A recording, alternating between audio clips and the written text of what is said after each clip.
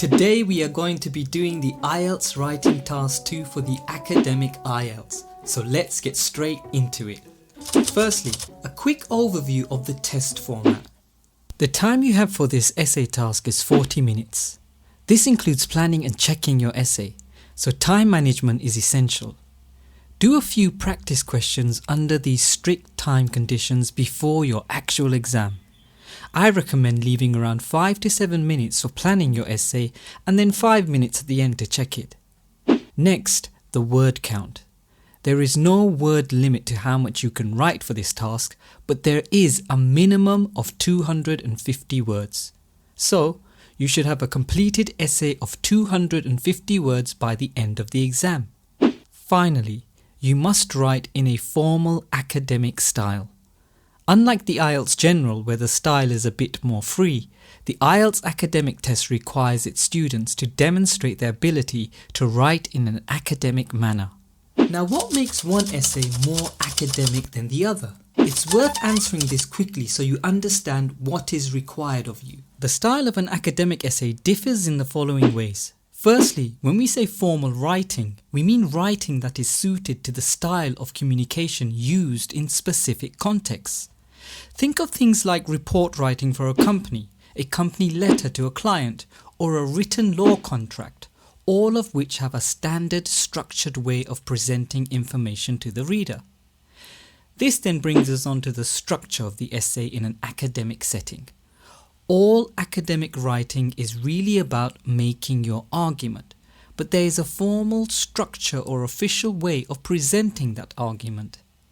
In this case, the clear structure of an introduction, main body paragraphs, and a conclusion.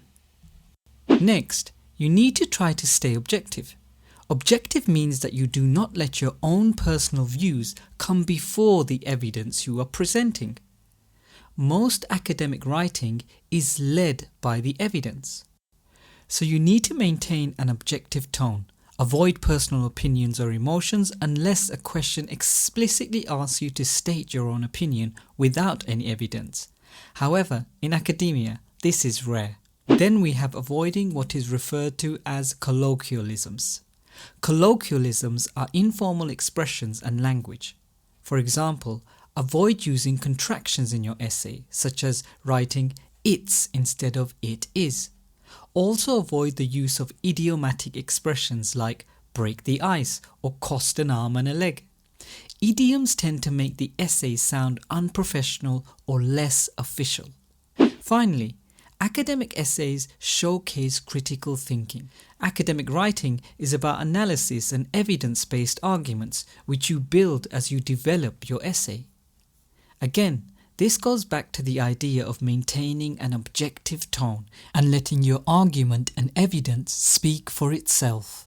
Let's take a look at one quick example paragraph before we complete our own question. Here we have an example of an introduction to an essay about climate change. I've color-coded it for you. Let's quickly read it together. The escalating impact of climate change on global ecosystems, attributed to human activities like industrial emissions and deforestation, poses a significant threat. This essay explores the urgency of implementing sustainable practices to mitigate adverse effects, contributing valuable insights to the ongoing discourse on climate change. It will delve into the interconnected environmental dynamics and examine the potential implications for biodiversity and ecosystem stability. Now, the first part of the essay in purple basically rephrases the question. The second sentence in red summarizes the purpose of the essay, and the black text lets the reader know what is coming in the essay or the anticipated solutions. This is a perfectly structured paragraph and passes the academic test of style. But also, look at the squared boxes which show you the type of language being used, which are words one often hears when discussing or reading about climate change. When we talk about climate change, we talk about the impact, ecosystems, human activities, industrial emissions, deforestation, sustainable practices, and so on. All these words are concise, relevant, and collocate. When it comes to an academic essay, collocations are very important. Collocations are combinations of words that frequently appear together due to common usage by native speakers, both verbally and in written English.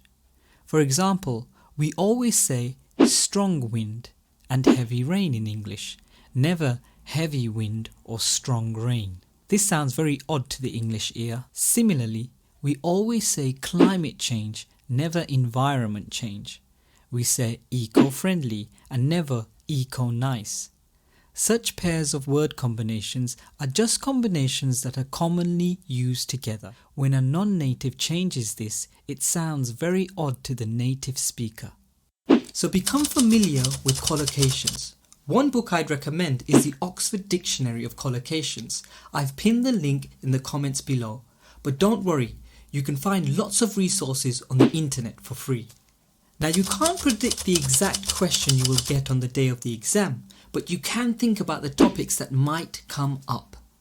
Here are some topics that frequently occur in IELTS writing exams. Things like education, technology, the environment, society and culture, health, global issues, work and careers, and other social issues. Like I said, it's not easy to predict which questions you will get on the day. So, what I would recommend is trying to read broadly on these subjects and listening to things like the news and podcasts to do with such topics. Having a diverse range of vocabulary will also help you in your speaking exam too. Now, let's look at the question we will be completing today. Many people believe that AI technology will change the world as we know it forever.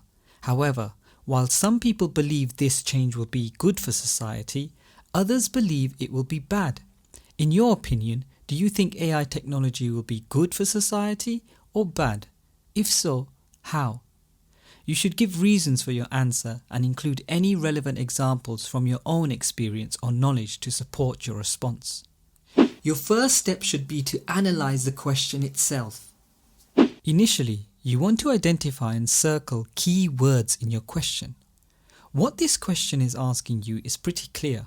Its main topic is AI, its impact on society, and it wants to know whether you think this impact will be good or bad. This question is what we call an opinion-based question.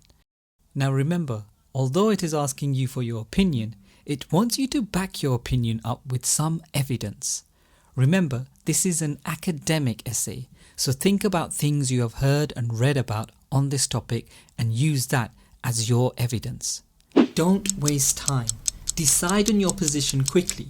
In a question like this, it is possible to provide reasons for both sides. So just choose your position and stick with it. Now, once we have our position, we need to quickly brainstorm our ideas. You need to come up with at least 2 to 3 quick ideas to support your position. In this quick brainstorm I took the position that AI will have a good impact on society because it will improve work by making us more efficient, quicker, and thereby freeing up time for leisure. Next, I said it was good because it will help to advance and accelerate medical knowledge, which will help us find cures for diseases. Finally, I thought about how it would help us to innovate quicker by speeding up creative problem solving on such important issues such as climate change. Of course, if you take the opposite view that it will be bad, then you can come up with things like how people are worried about losing their jobs to AI and how many are afraid of AI becoming too powerful and taking over the world. But I think I want to remain more optimistic here. A good practice is to put your ideas into a table with 2 columns and put the reasons and the evidence side by side. So here, when I talk about the benefits of AI to our work life, I state that this will be through more streamlined procedures and automation. Many manual and office-based tasks will become far quicker and easier to do, everything from writing to graphic design to marketing research. In terms of healthcare, I give examples of AI's ability to detect diseases by being able to analyze scans, detect abnormalities, and then diagnose the medical issues faster than any human physician could. Finally, for innovation, I will discuss how AI models can help us to become more creative to tackle issues like climate change by producing computational models and solutions to clean energy. Again, don't give too many examples, just one or two for each point will serve as evidence as long as they are realistic. Now that we have our ideas, it's time to start writing. Let's look at the introduction. Let's read it together. In contemplating the impact of artificial intelligence on society, I am inclined to believe that its influence will be predominantly beneficial. AI has the potential to reshape the world in various positive ways, contributing to advancements in work efficiency, healthcare, and finding innovative solutions to crucial problems we are facing in the world, such as climate change. The elements of a good introduction really have three parts.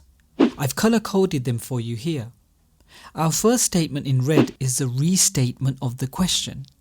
It signals to the examiner that you have understood the question. Next, in green, you need to outline the position you will be taking since this will frame your argument. Finally, in purple, you will need to briefly state what evidence you will provide for your position going forward. Think about the introduction as a kind of movie trailer for your essay. It is brief, but lets the examiner know what to expect. Remember, keep it short and don't say too much. You might end up repeating yourself. Now, let's move on to the meat and bones of the essay, the main body. The elements of the main body have a similar structure to your introductory paragraph, but differs in its content. The goal of your main body paragraph is to present evidence for the position you have taken. Let's read it. Firstly, AI can significantly enhance efficiency across various sectors, leading to streamlined processes and increased productivity. For instance, automation in industries can minimize repetitive tasks, allowing human resources to focus on more intricate and creative aspects of their work. This transition can potentially boost overall job satisfaction, foster a more dynamic workforce, and leave time for leisure. The opening sentence introduces our first argument. It is what we call the topic sentence because it outlines the topic of the paragraph we are writing. Secondly, the green develops this point by providing evidence of ways AI can impact our work lives for the better. Finally, you finish with an explanation which outlines what kind of impact this will result in for society. Now, you apply this structure to all the paragraphs in your main body. Before we move on to the conclusion, the other important element in academic essay writing is how you move from one sentence and one paragraph to another. These are what we call transitional phrases, and your IELTS examiner will be looking at this. So let's look at some that you can use in your essay. Think of transitional phrases as written signposts for your reader. There are different types. For example, something like in contemplating or when considering is a common introductory phrase. Things like firstly, secondly, thirdly, and finally are sequential transitional phrases that are also commonly found in essays. Next, phrases like for instance and for example are illustrative or example transitional phrases. They elaborate on a point by introducing solid evidence. We also have additive transitional phrases when you want to make a further point. For example, a point connected to a previous paragraph. We have contrastive phrases such as however and nonetheless, which signal that you are making a point that differs slightly but is still connected to your subject. Finally, we have concluding transitional phrases like to conclude and to summarize, which basically tell the reader that they have reached the end of the essay. Remember, the conclusion is also a summary. In fact, many people who have lots of research to do in academia normally scan the introduction and conclusion of an essay or article before reading the entire thing. This lets them know if the article is relevant for their own research. So, the introduction and conclusion of an essay is very important for the reader. We've made it to our conclusion. Your conclusion is the whole point of your essay. All the other parts of the essay should have been leading your reader towards your conclusion. So let's finish the essay in style. Let's read the conclusion together. In conclusion, my perspective leans towards the positive impact of AI on society, which I believe is inevitable. The potential for increased efficiency, revolutionary healthcare advancements, and transformative innovations positions AI as a force for positive change. For me, the societal benefits far outweigh the societal risks if we fail to take full advantage of this new technology. Here we see the restatement of the thesis as well as your position in red. This is followed by reminding the reader of the main points, along with the evidence you provided for them. Finally, a good conclusion is aware of the consequences of the overall argument, and here I added something that acknowledges the risk but still emphasizes my own position. I am going to leave you with the finished essay, which I have color-coded for your benefit. If you want some homework, then go through this essay and pick out vocabulary you don't understand and try to construct your own unique sentence. If you like this video, then please hit that subscribe button. Feel free to leave a comment or a question and share this with anyone you think might benefit. Study hard and see you soon.